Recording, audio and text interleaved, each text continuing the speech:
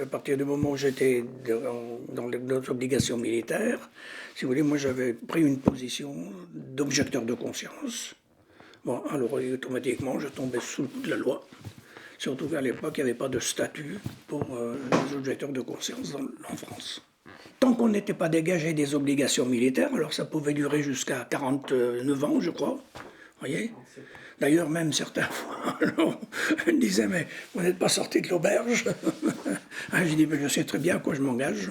Et même devant les officiers, bon, ils disaient, bon, ça c'est tout. Voilà. Eux, ils faisaient leur travail. Moi, j'avais pris ma position, je savais à quoi je m'engageais. Voilà. Quand moi je suis arrivé à Fontevraud, il n'y avait jamais eu d'objecteur de conscience avant. Voilà. Nous étions transférés à Troyes comme objecteur de conscience. Donc, et nous avons fait le voyage ensemble et on s'est retrouvés ensemble à la centrale. Mais on n'était pas dans les mêmes ateliers, ni dans les mêmes dortoirs. Donc, ce qui veut dire que, si vous voulez, il fallait qu'on arrive à avoir des contacts entre nous. On y arrivait. Comme c'était le tribunal militaire à l'origine, alors on était comme dans le quartier militaire. Mais dès qu'on était condamné, donc là, on pouvait tomber dans un quartier autre. Et alors, naturellement, après, si on partait en centrale, on était mélangé avec les droits communs pareil. Alors, les droits communs en centrale, c'est pas simplement des petites peines, des fois c'est des longues peines, et puis parfois c'était des peines qui étaient des gens qui étaient couramment avec 15, 20 ans de travaux forcés, etc. Et quand moi je suis arrivé à Fontevraud, ça faisait peut-être 6 mois, même pas un an, je crois, que le bagne à Cayenne était terminé. Et alors, il y avait encore des détenus qui revenaient de Cayenne. Oui, alors parfois, moi j'en ai rencontré, j'en avais même à côté de là où je couchais. J'avais un autre détenu à côté de moi qui revenait. Lui, ça faisait 20 ans qu'il était à Cayenne, et puis il était sur le point d'être libéré. Et il se posait beaucoup de questions de savoir comment ça se passe dehors, parce que lui, la circulation, tout ça. Et voilà. Pour montrer que, si vous voulez, la centrale, c'est très différent de la maison d'arrêt. Bon, avec tous ceux qui étaient témoins de Jéhovah, avec nous, là, il n'y avait pas de problème, le contact était facile. Avec les autres, si vous voulez, il fallait prendre le contact. Mais dans l'ensemble, quand on est un petit peu, si vous voulez, très à l'aise avec les autres, le contact se prenait bien. Bien qu'il fallait quand même rester assez prudent. Voilà. Pourquoi? Parce que, après tout, c'était des gens qu'on ne connaissait pas. Et puis qui sortaient de milieux très différents. Ça, c'est un peu le travers de la prison, c'est qu'on rencontre des gens de tous les milieux sociaux, parfois même pas les mêmes races, donc tout ça. Il faut donc être réservé quand même, avant de donner en quelque sorte une certaine camaraderie, etc. Il faut quand même être... Voilà. Il y avait des fois, on retrouvait des gens qui étaient même des anciens militaires, qui étaient un peu des militaires de carrière, qui avaient fait quelle bêtise, je ne sais pas. Alors, des fois, certains, ça leur plaisait pas parce que pour eux, on était des lâches. Voilà, oui, mais dans l'ensemble, ça se passait quand même très bien. Je dirais même que ça se passait très bien parce que c'était quand même après la guerre. Vous voyez? Donc, ce qui veut dire que il n'y avait pas, au point de vue militaire, l'engouement pour repartir à la guerre. Hein, c'est ça. Et donc, si vous voulez, c'était beaucoup plus calme. Il y avait même, d'ailleurs, à l'époque, beaucoup de mouvements antimilitaristes. Par exemple, les War Resisters, surtout en Allemagne, en Belgique, aux Pays-Bas, tout ça, dans les États baltes. Donc, si vous voulez, le climat passait quand même pas mal. Voilà. C'était un peu dans l'air du temps. Quoi. Oui, c'est dans l'air du temps, tout simplement.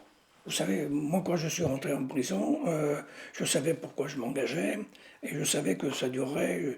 Même quand je suis parti, un ami m'avait mis mon train, et il me dit, t'en as pour combien de temps? Je sais pas, j'ai dit, peut-être au moins une dizaine d'années. Si vous voulez, je partais avec l'idée que, comme à l'époque, c'était en réalité jusqu'à la fin des obligations militaires, donc ça pouvait monter à 45 ans. Voilà, donc, voilà. Alors, ça s'est terminé avant. Et ça s'est terminé avant parce que De Gaulle, je venais de reprendre 2 ans, et puis De Gaulle, ils ont fait quelque chose, ils ont mis en place un avant-projet pour les objecteurs de conscience, ceux qui auraient fait plus de 5 ans de prison seraient renvoyés devant. Donc, alors j'en ai profité. Voilà. Le 1er août 56, que j'ai le transfert à s'être opéré pour Fontevraud. J'avais déjà été dans une autre centrale avant, alors donc le transfert, le menottes aux mains, aux pieds, et puis bon, ben, ça c'était classique, quoi, voilà. Je suis parti, donc j'étais à la prison à Fresnes. On est parti donc, bon, naturellement, premier travail, enchaîné. Alors, on est parti en voiture. Alors, et puis on est reparti de là avec le train. On s'est retrouvé à la Saumur. Voilà. Alors naturellement, bon, bah, le travail était assez facile. Le transfert était assez facile parce que on était dans un train, mais on était dans, je sais pas, peut-être une dizaine. Et c'était deux compartiments, des compartiments dans le train. Alors enchaînés par deux.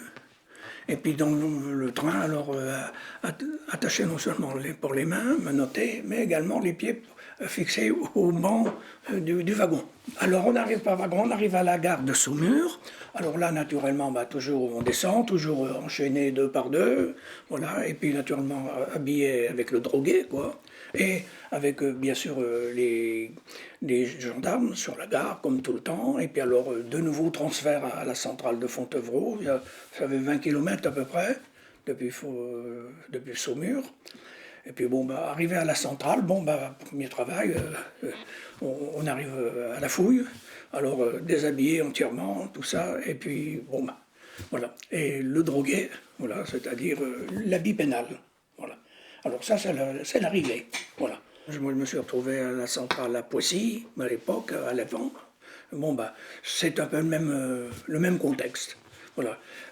Bien sûr, les grilles, voilà, pour passer d'une porte d'un endroit à l'autre, c'est les gardiens qui arrivent, etc. Et puis, bon, bah, c'est le même, si vous voulez, c'est la même ambiance et puis le même contexte. Alors bon, moi, si vous voulez, maintenant, à ce moment-là, j'étais habitué. Alors, ça ne m'a pas fait une impression particulière. Si vous voulez, c'était un peu du connu avec quelques éléments nouveaux par rapport à la centrale elle-même. Voilà. Les gardiens, il faut reconnaître qu'on pourrait dire il y avait des bons gardiens, puis il y en avait d'autres qui étaient moins bons. Je ne veux pas dire qu'ils étaient méchants. Mais il est vrai qu'il fallait une certaine discipline. Moi, je vois à Fontevraud, quand moi je suis arrivé là, il y avait environ 700 détenus. Bon, bah, il y avait dedans, ça dépend pourquoi ils étaient là. Mais certains, c'était un petit peu des têtes fortes, parfois on pourrait dire des têtes brûlées. Voilà. Disons qu'avec les gardiens, ça se passait bien ou ça se passait très mal des fois entre eux. Mais enfin, ils avaient tous les moyens qu'il fallait pour garder le calme. Alors, c'était quoi ces moyens, par exemple? Ah, ben, tout simplement, ils les mettaient au cachot, c'est de la prison dans la prison, tout simplement. Et puis certains, ben, ma foi, il n'y avait pas que les détenus qui savaient se battre, il y avait aussi les gardiens, des fois. Et parfois, certains, ils n'hésitaient pas pour, en quelque sorte, calmer les éléments. Et alors, s'il fallait aller aux toilettes, bien sûr, il fallait demander pour aller aux toilettes. Ils surveillaient très dur parce que, pour certains, y allaient pour fumer. Voilà, c'était... Bon, parce qu'on n'a pas le droit de fumer dans les ateliers, ni même, si vous voulez, il y avait un moment pour le faire. Voilà. Mais mon point de vue des repas, tant que la cloche n'avait pas sonné, il ne fallait pas fumer. Voilà, vous voyez, je veux dire, tout se passait d'ailleurs à la centrale avec la cloche. Depuis le petit au matin se lever, aller à la toilette, etc., s'occuper de son lit, et puis faire le défilé, et aller au réfectoire, etc. Tout se passait à la cloche. Est-ce que c'est encore vrai, à votre époque, qu'on n'avait pas le droit de parler? Alors si vous voulez, à Fontevraud, ça venait de se terminer un peu. Mais avant, moi quand j'étais passé à la centrale à Poissy, c'était dans les préaux, c'était interdiction de parler. Voyez. Mais à Fontevraud, encore, on pouvait parler, mais il ne fallait pas parler à voix haute. On défilait dans les préaux, en rang par deux, éventuellement, et puis ben, on pouvait causer comme ça allait, mais c'était autrement, si vous voulez, quand on défilait pour aller, par exemple, du réfectoire aux ateliers de travail ou aller à la promenade, bon, pendant les défilés, il fallait se taire. Ça, c'était officiel. Parce que c'était les gardiens qui eux, observaient. La cage à poules, c'est quoi? Ben, ça fait à peu près ce que ça fait même pas 2 mètres de large.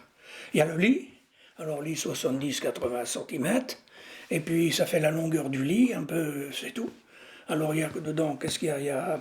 Il y a la tinette, il y a le broc pour l'eau, et puis une petite étagère au-dessus du lit pour pouvoir mettre quelques affaires, quelques livres peut-être s'il y en a, ou il y a quelques affaires propres. Parce qu'autrement, en dehors d'un change normal, on n'a pas de vêtements, quoi. Vous voyez? Voilà, alors c'était ça la cage à poules. Alors, ça, la cage à poules, c'était quand même caractéristique parce que ça m'a. Quand j'ai découvert la cage à poules le premier soir où je suis arrivé là-bas, c'est que, bon, alors on se met devant la porte, et puis. Et alors au moment où il ferme, alors le gardien dit, alors tirez la porte, parce que des fois elle sort, on trouve, il tire la porte, et puis alors c'est avec comme des pentures qui ils enferment 5 ou 6 à la fois, quoi. Une fois qu'on était rentré dans la cage à poules, on pouvait des fois parler avec le voisin, parce que ça communiquait un peu. Il y avait donc la porte devant qui était grillagée, et puis au-dessus, c'était comme un grillage également. Alors, au moins, j'avais pas un grand dortoir, il y avait peut-être une dizaine, une vingtaine de personnes. Et c'est là que j'ai retrouvé donc à côté, dans ma cage à poules à côté, c'était un gars qui venait de Cayenne. Voilà. Et bon, ben, on arrivait à causer. Mais seulement, il ne fallait pas non plus causer trop fort parce que là, les gardiens, ils disaient. Voilà.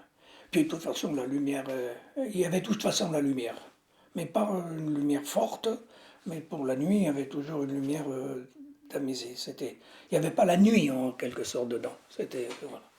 Le matin, quand il fallait se lever, des fois, moi c'est arrivé, surtout sur l'hiver, la glace, des fois sur les commandants, au lavabo. Là, il n'y avait pas de chauffage. Là, voilà. Alors le matin, c'est pareil. Quand la cloche sonnait, alors c'est pareil, il fallait se mettre devant la porte et puis attendre qu'on allait au lavabo, on revenait devant la porte et fallait attendre que le gardien il passe pour qu'il fasse son pointage. Et après c'était le défilé pour aller au réfectoire et puis après bien sûr pour la journée. C'était comme une salle de classe, en gros. Alors c'est-à-dire les bancs. Et puis on regardait tous du même côté parce qu'au bout de la salle, sur une estrade, il y avait le gardien qui surveillait un réfectoire. Alors naturellement, bon bah, les tables n'étaient pas larges, c'était un petit peu comme à l'école. Et alors, par exemple, ils mettaient au bout, il y avait les gamelles, ça. Et puis c'était les détenus qui servaient. Alors, pour passer les gamelles, vous voyez. Et puis il y avait en dessous la possibilité, comme à l'école, d'avoir pour y mettre, par exemple, peut-être le quart, la cuillère, voilà. Et puis peut-être, il n'y avait pas grand-chose. Voilà. Et vous étiez toujours à la même place? Ah, en principe, sur le réfectoire, oui, au départ, parce que après on y était habitué. Voilà. Mais si les gardiens pouvaient estimer que s'il y avait du monde en plus, etc., de nous déplacer, quoi. Mais c'était pas. C'était la même place. Par exemple, ce que je me rappelle à Commandant à Fontevraud, une des caractéristiques, c'est que pendant 4-5 mois l'année, il y avait toujours le nombre des tables, il y avait une pomme pour chacun. Le gardien là-bas, enfin le gardien de la direction avait mis, et puis également l'économe, comme ils cultivaient des champs et qu'ils avaient des arbres fruitiers. Alors ils avaient des vergers, ils avaient donc également de la nourriture. Alors il disait que si vous mangez une pomme tous les jours, il y aura beaucoup moins de mal avec les dents. Voilà. Alors bon, ben, si vous voulez, c'était un petit peu leur politique. Et d'une manière générale, moi quand je suis allé là-bas à Fontevraud, c'était pas une mauvaise commande. Bon, c'était la nourriture de la prison Le matin, bon, ben, bien sûr, il y avait le café, soi-disant du café, voilà. Et puis du pain. On pouvait avoir un peu de matière grasse, voilà. Et puis, si vous voulez, le midi, bien, c'était, bon, il y avait quand même souvent, euh, il y avait le plat de résistance, et puis également des fois une petite entrée, voilà. Vous voyez, c'était, voilà. Et quelques fois dans l'année, pendant trois ou quatre fois, quatre, cinq fois dans l'année, et alors là, il y avait un menu amélioré au moment des fêtes, par exemple, ou des occasions. La direction à Fontevraud, à l'époque, avait la politique de bien calmer les détenus, pour éviter que. Il disait même, s'ils sont bien nourris quand même, ils seront moins lestes pour sauter les murs. Enfin, oui, c'était les petites anecdotes de la centrale. Et il est exact que la nourriture n'était pas. Bon, ça n'avait rien de commun avec la nourriture qu'on peut avoir dans la maison. Mais disons que faut quand même pas se plaindre. Il y avait la viande 2 fois la semaine, et puis une fois du poisson. Alors, mais dans l'ensemble, il y en avait, c'était quand même à satiété. Moi, à Fontevraud, j'ai travaillé au paillage des chaises. Voilà. Il y avait une société de Normandie, de Caen, je crois, qui était là, Société Bray. Alors, depuis longtemps, ils faisaient le paillage des chaises. Alors, en réalité, ils faisaient les chaises d'un bout à l'autre. Faire les montures, les armatures, le paillage, l'expédition, etc. Et puis, alors, il y avait pas mal d'ateliers au point de vue du paillage. C'était l'atelier de base, surtout, à l'époque. Je savais ce que c'était que le paillage de chaises parce que quand je travaillais avant de partir, bon, j'avais vu des gens pailler des chaises, mais entre le faire, ça fait deux. Alors, les ateliers, c'était tout simplement comme des hangars, voilà, ou comme des pièces. Alors, dedans, ça dépendait parce que comme à Fontevraud, par rapport à l'évolution, il y avait des grands ateliers, puis des ateliers plus petits de 10, 15, 20, des fois 30, 40, voilà, mais c'était rare que ça aille au-delà. Alors, c'était tout simplement, il y avait les chaises, il y avait l'endroit du travail, pour avoir les appareils pour poser les carcasses de chaises, avoir le stock de paille, et puis également de pouvoir, avec le tourniquet, et puis, voilà, pour travailler. Voilà. Et alors on était, si vous voulez, peut-être une ou deux rangées, et puis bien sûr, au bout de la pièce, le gardien était là, il surveillait sur des petites estrades. Nous étions arrivés à trois, alors moi je me suis retrouvé au paillage des chaises. Pardon. Et puis, un autre qui était avec moi, lui, il est parti au tissage. Il y avait aussi un atelier de tissage. Il faisait du tissage. Il faisait beaucoup du tissage pour les prisons. Les couvertures, les drogués, donc les vêtements, etc. Et puis, il y avait aussi un autre domaine, c'était pas le réfectoire, pas le vestiaire, voilà, le vestiaire, voilà. Alors on en avait le troisième qui était avec nous, lui il était parti au vestiaire. C'était quand même un endroit où ils mettaient les affaires des détenus, etc. Parce que certains avaient quand même un certain bagage quand ils étaient arrivés, voyez. Et puis alors il y avait toujours le courant, les détenus qui arrivaient, d'autres qui partaient, qui étaient libérés, etc., qui étaient transférés. Donc il y avait toute une équipe qui s'occupait du vestiaire, voilà. Je suis rentré au paillage des chaises. Et je suis resté pratiquement une grande partie, peut-être une année entière au paillage des chaises. Mais j'ai pas beaucoup paillé de chaises parce que très vite, je suis retrouvé comme responsable pour approvisionner les pailleurs en matière première et puis pour distribuer le travail. Alors bon, j'étais un petit peu. Peut-être que ma tête leur a plu, j'en sais rien.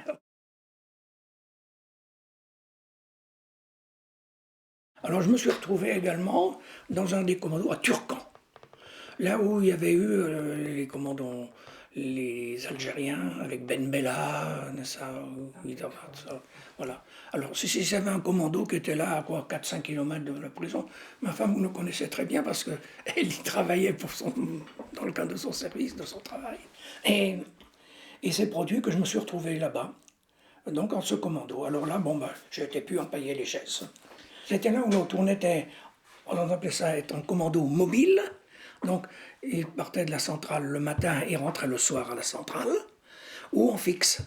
Alors, si j'étais en fixe, on restait sur le commando. Alors, moi, je me suis retrouvé en fixe. Donc, j'ai quitté réellement, en réalité la centrale. Et je me suis retrouvé là-bas. Il y avait un petit dortoir, on était peut-être une dizaine. Bon, ben, alors il y avait un gardien. Voilà. Voilà. Bon, ben, il y avait, quand le contact était bon avec le gardien, il n'y avait pas de problème, même bien qu'il fallait quand même respecter. Et puis, on pouvait naviguer suivant le service qu'on avait dans l'intérieur du parc, du château. Le Turcan, c'est un petit château, quoi. Voilà. Et alors le travail consistait en Alors quoi? là, moi, j'ai travaillé, au départ, je suis arrivé, et il m'a mis au jardin. Bon, bah, c'était vraiment tranquille pour moi, surtout moi j'avais été habitué à travailler dur. Mes parents avaient une entreprise de récupération, alors dans la ferraille et tout, c'est un travail assez... Bon, ben, au jardin, c'était tranquille. Mais il y avait un autre témoin de Jéhovah qui était là, qui lui était d'une nature beaucoup plus fragile. Van Coppenol, c'était... Alors, il s'est produit que lui, il avait mis à la maçonnerie. Le pauvre, il peinait. Alors, bon, ben, moi j'étais au départ, bon, j'ai pas trop bougé, mais au bout d'une semaine, j'ai demandé audience à la directrice pour changer de travail. Alors elle m'a demandé pourquoi, alors je lui ai dit, quoi, voilà. Parce que j'ai dit, moi je veux bien prendre la place de lui parce que c'est un travail dur, moi, pour moi ça m'était bien. Et lui, le jardin, c'était plus dans ses cordes. C'est ce qui s'est passé. Alors, de là, j'ai donc travaillé en maçonnerie. Bon, c'était pas un problème. Et puis, on avait même sur une fois, sur un mois ou deux, on a repeint les cuisines, la salle à manger, etc. Bon, c'était pas un problème non plus. Bon. Et alors, il s'est produit qu'après, je me suis retrouvé en cuisine. Alors, au départ, je me suis retrouvé à la plonge et aux pluches. Bon, c'était. Moi, j'avais. Bon, peut-être parce que je me suis retrouvé, j'avais plus rien à faire. Alors, on était trois à la cuisine. Si bien que j'ai commencé à donner un coup de main à la cuisine. Après, je me suis retrouvé troisième en cuisine. Voilà. Et puis, c'est comme ça que ça s'est terminé. Vous voyez. Seulement dire, dans le Turcan, j'ai commencé à gravir des échelons. Voilà. On quittait la centrale et on devait rejoindre une caserne. Alors, si on était de l'armée de l'air, c'était un aviateur qui revenait d'une autre caserne pour attendre le détenu qui sortait pour qu'il le ramène à la caserne. Voilà. Mais moi, c'était de l'armée de terre. Eh ben, il n'y avait pas de... Personne n'était là. Attendre. Et puis, il ne savait pas. Elle m'attendait. Alors, je me suis retrouvé dehors. Et avec le gardien, il a dit, mais oui, mais il a pas... faut attendre. Et alors, avec les gendarmes d'à côté, on devait avoir, enfin, mais normalement, il devrait être là. Alors, le directeur, il a dit non, non, non, il dit, on ne le garde pas, il faut qu'il s'en aille. Il dit voilà, après, ils vont s'arranger. Les autres avaient loupé. Bon, eh bien, comme la consigne était loupée, bon, j'en ai profité. Alors, ils m'ont dit vous faites une chose, vous rentrez chez vous, et puis vous attendez. Nous, on prévient la gendarmerie de votre coin, comme quoi vous êtes là, et vous êtes pour repartir. Parce qu'il fallait repartir, parce que je n'étais pas libéré de mes obligations militaires. Je suis rentré chez moi, j'ai prévenu la gendarmerie tout de suite. Ah, ils étaient tout étonnés, bon c'est tout. Mais comme dans l'intervalle, ils m'avaient changé de région militaire, le temps que tous les papiers partent d'une région à l'autre, je suis resté 2 mois et quelques à la maison. Alors il s'est produit tout simplement qu'ils m'ont passé au Val-de-Grâce, et comme il n'y avait rien, rebelote pour une 5e fois. Et c'est là que, il s'est produit que... voilà. Et alors j'étais à Fresnes, je venais de reprendre 2 ans. Voilà qu'un jour, le gardien il dit, bon, réserve, il dit, vous êtes libérable, vous préparez vos affaires, vous en allez. Et puis le lendemain matin, je me suis retrouvé à Versailles, au dépôt des isolés, pour faire les papiers de libération. Alors eux, ils n'avaient rien reçu. Alors c'était... la prison nous met dehors, l'armée, personne n'avait reçu. Il y avait le papier qui était resté en dessous de la pile. C'est parce que c'était pas... si vous voulez, en réalité, je ne veux pas dire qu'on avait gagné, mais en réalité un peu, dans le vrai sens du mot.